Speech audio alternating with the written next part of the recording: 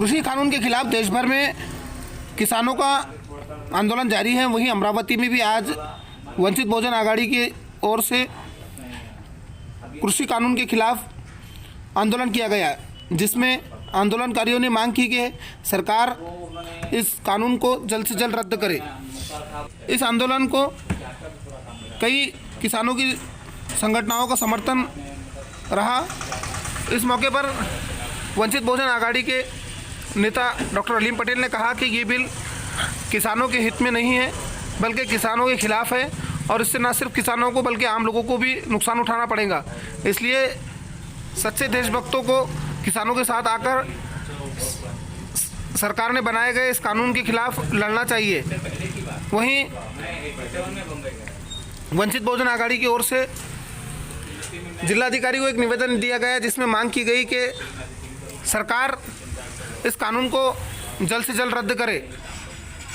में किसान आंदोलन चल रहा है, उसके समर्थन में 14 तारीख को पूरे देश में कलेक्टर ऑफिस के सामने धरना प्रदर्शन का जो आह्वान पूरे देश के किसान संगठनों ने किया था, उसी आह्वान को रिस्पॉन्ड करते हुए वंचित बहुजन आघाड़ी और अखिल भारतीय किसान संघर्ष समन्वय समिति, आम आदमी पार्टी और बाकी सारे संगठन सबने मिलकर इस आह्वान को यहाँ पे रिस्पॉन्ड करते हुए आज कलेक्टर ऑफिस के सामने भव्य धरने का आंदोलन शुरू किया है। ये शाम तक ये आंदोलन चलेगा।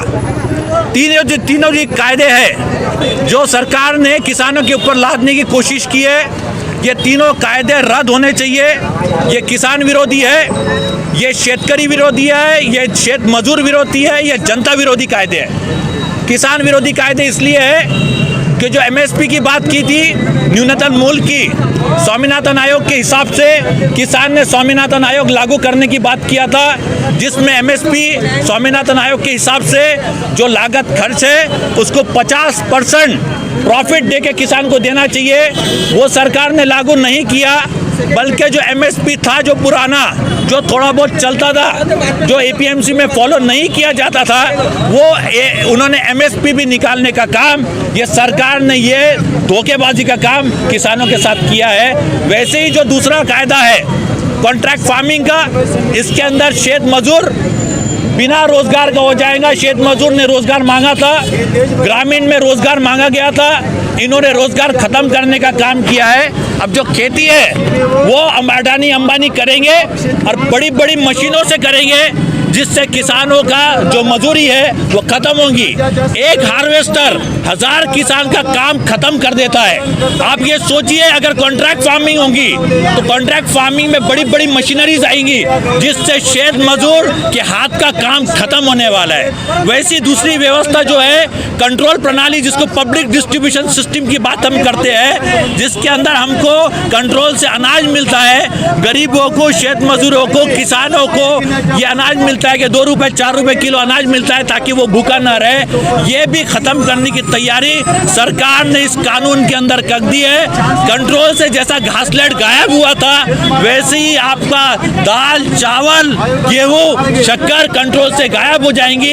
यानी पेट से भी खत्म करेंगे, हाथ का जो काम है वो भी खत्म करेंगे और किसान को भी खत्म करने की तैयारी सरकार की है। तीसरा कानून एसेंशियल कमोडिटीज एक्ट, वो क्या कहता है कि जमाखोरी को सरकार ने कानूनी दर्जा दे दिया है। पहले जमाखोरी को कायदे के हिसाब से दंड दिया जाता था, उनको पकड़ा जाता था, उनके ऊपर केसेस चलती थी।